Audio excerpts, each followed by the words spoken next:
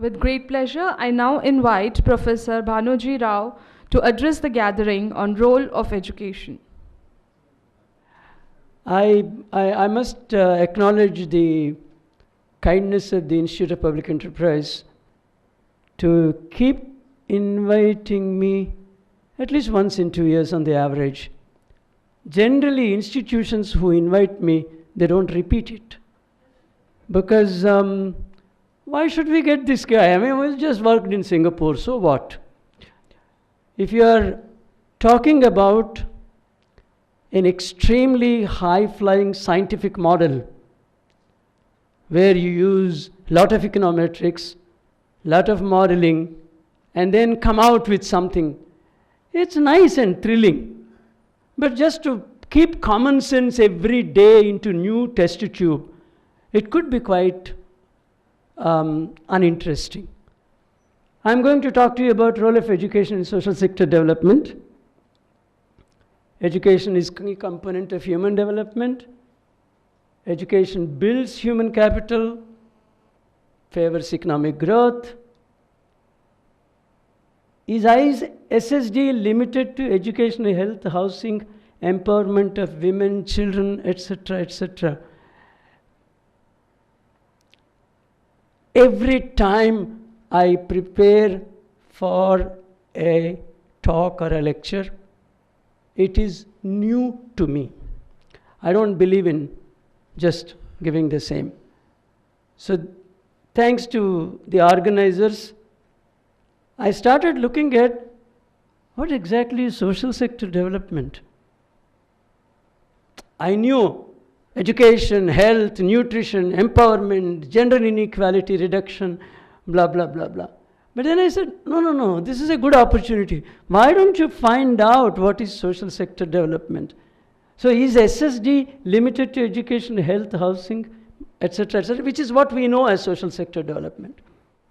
Thanks to this seminar, I learned another definition of social sector.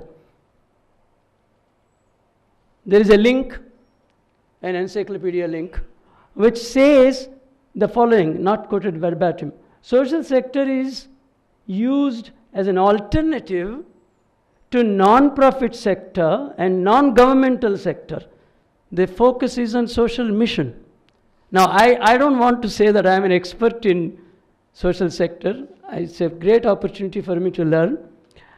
I said, must be, because if it is the development of the society at large, your education, health, nutrition, etc. should be actually an input for anybody to question somebody who is not doing the right thing, especially from the government side. Yeah? So I said, okay, very good. I got something new. Other terms are voluntary, mission-based, independent sectors.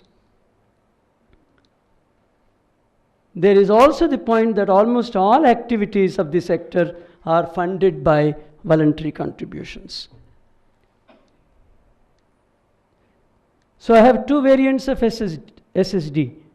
In variant 1, SSD refers to the development of the voluntary sector. In variant 2, it refers to the development of education, health, housing, plus, etc., etc. Role of education in SSD 1 may not be easily appreciated, in part because the voluntary sector may seem less demanding of high qualifications, which is not true. It may appear as though anybody can start an NGO, and therefore it is not very demanding. It's not like medicine for doctor, bachelor of education for a teacher, PhD for a college teacher, etc., etc. There is a possibility that people may think that voluntary sector, anybody can be there. Then what is the role of education in SSD 1? I want to just talk about education in SSD 1, SSD 2. What is education SSD 1? Corruption prevention as an example I wanted to take. Here, non-governmental organizations could play a key role in exposing the corrupt and calling attention to systems that favor corruption. Did they succeed in India? We have enough freedom, but not enough education. The literacy rate is up from 31 to 73 now, it still didn't help in preventing corruption. All I'm saying is, echoing what Professor Radhakrishna has said earlier, there is some progress, but it is number progress when it comes to especially higher education. I'll come back to that in a minute. Well, this is something you know very well. Everyone sitting in this room, I know you know that the ranking on corruption and the score on corruption, we are nowhere to celebrate. It's amazing. What I learned was amazing. They told me, you know, Banerjee, 65% marginal income tax also, we happily pay. Huh? I said, this is something irrational. It's economically irrational. You say 65% marginal tax, you're happy to pay? Why should you be happy to pay an income tax? You ask any average taxpayer, I don't think they'll be excited and happy to pay to the government. The reason for that is, they say, we know it is required for all the sectors which are critical to the children, to the young, to the old, to the very old. The entire social security is promoted by the fact that government revenues are necessary. And what is very interesting is, if you are, I hope there is no people who will be later on questioning me, but if I know that I have to pay the tax, a lot of corruption is gone. Because that is an indicator of the fact that I should do the right things. End of the story. You can change the government if you are very upset with the tax rate. But you don't simply say there is black money creation simply because people don't pay the taxes. All I am saying is, the systems do not give me the indication that the fact that there are NGOs will immediately lead to zero corruption or anything like that. I just gave an example. Can we then do something about the synergy between education and the non-governmental organizations, namely variant 1 of SSD? I just thought that it's good if NGO-centric special education and training programs are carried out. Maybe there is an opportunity for IPE and allied institutions.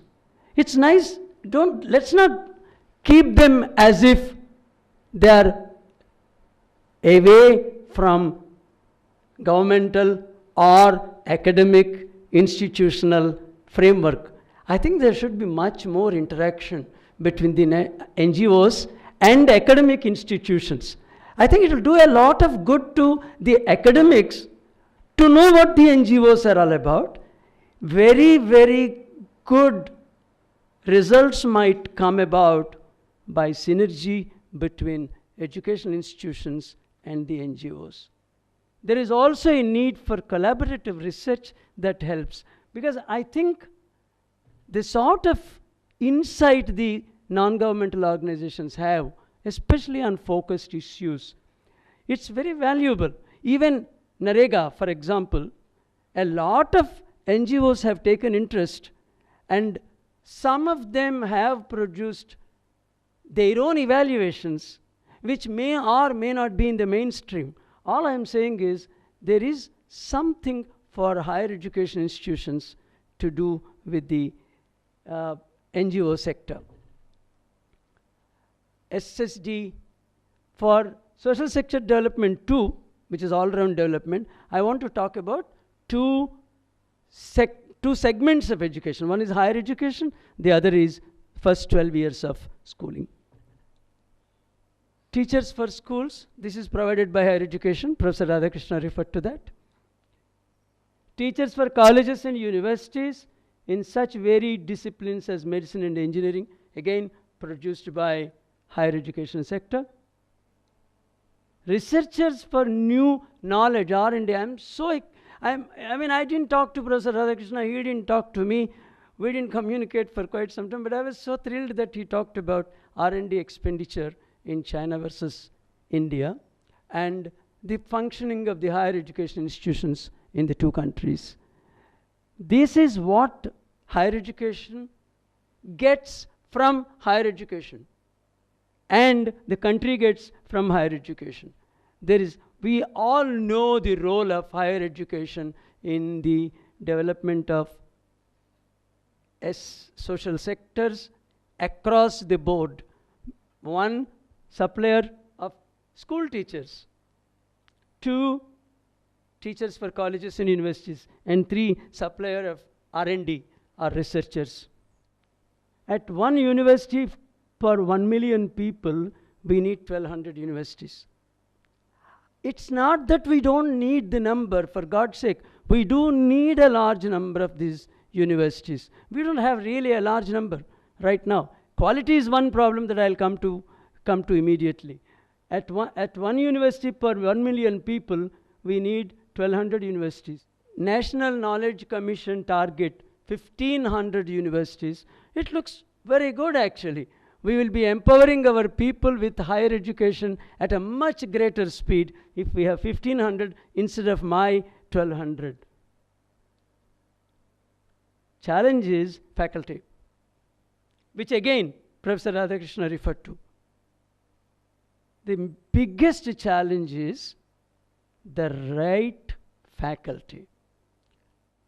The university ranks, he again referred to that. I think we both were on the same wavelength, for a change at least.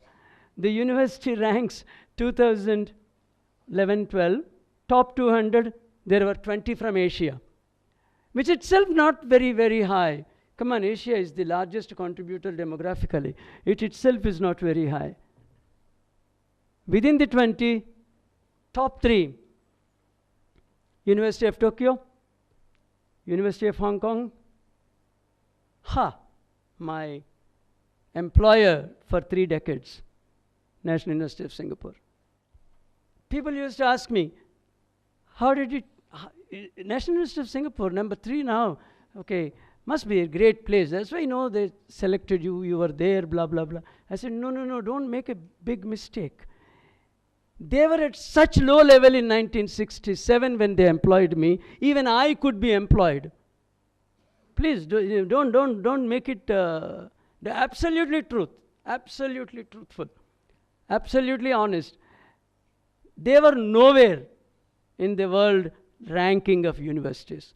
In fact, Singapore was hardly known those days as independent place. I used to get letters, Singapore, Federation of Malaysia, Singapore, Republic of China, all sorts of gymnastics. But today, of course, everybody knows where it is, what it is. Now, the question is, it was an unknown university made it to the higher ranks. It is therefore possible. All I'm trying to tell you is, it is possible. It can be done. And of course, none from India in the top 20. In the band of 301 to 400, I found very happily IIT Bombay. University rank and research are interlinked. Your research output is placed in top journals and you are quoted highly. You are well known. Your university is known. I want to make it very clear that a Mr. X joining university is not going to make it famous for 5 days or 6 days because he's a visiting professor for 5 days. No. The only way it becomes a great university is hundreds of people in that university who have lived there, worked there, they are in the top.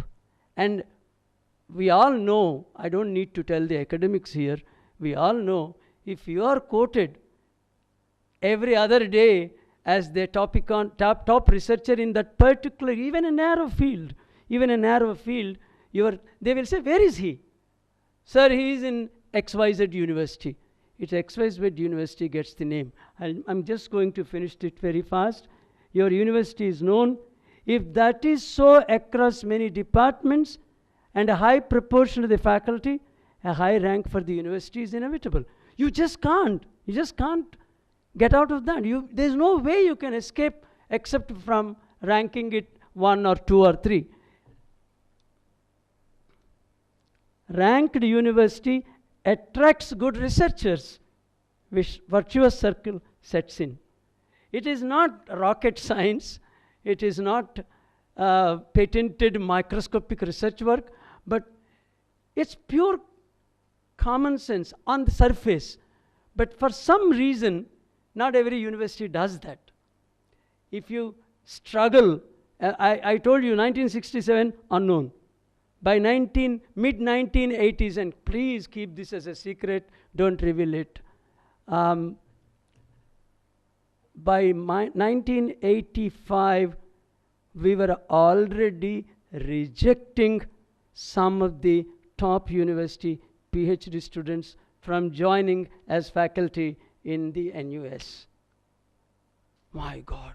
Some of them used to get very wild and angry because do you know I have a PhD from Harvard? You don't. No, wait. Ours is an undergraduate university. You have to be also a good teacher. We used to explain to them, because good researcher doesn't necessarily make it a great university. You have to be also a good teacher, inspire young minds, and make sure that university is ranked well by the existing student too. Next I come to first 12 years of education in SSD. Virtuous circle is set in. Yes, thank you. 12 years of education in SSD2, government responsibility. I am very, I don't know, Professor Radhakrishna, from the depth of my heart, namaskaram to you, salute to you. He himself said in his own presentation, they asked 6 lakhs when he wanted his grandson or grandchild to be admitted to one of the private schools. It is all because the government has gotten away from its responsibility. To me, more than setting up an IIT, and yes, you can be very annoyed with me, but don't show it in any physical sense. Write another paper if you want and throw it on me. Government has the responsibility for the first 12 years of education period. You go to the United States, government schools. You go to Singapore, government schools. If you go and see, I'm sure many of you have gone to Singapore, done shopping there, but if you go and see the schools there, you start wondering, is this a school? Or is this a university? Or is this some huge palace? Amazing infrastructure, not in 1967. Not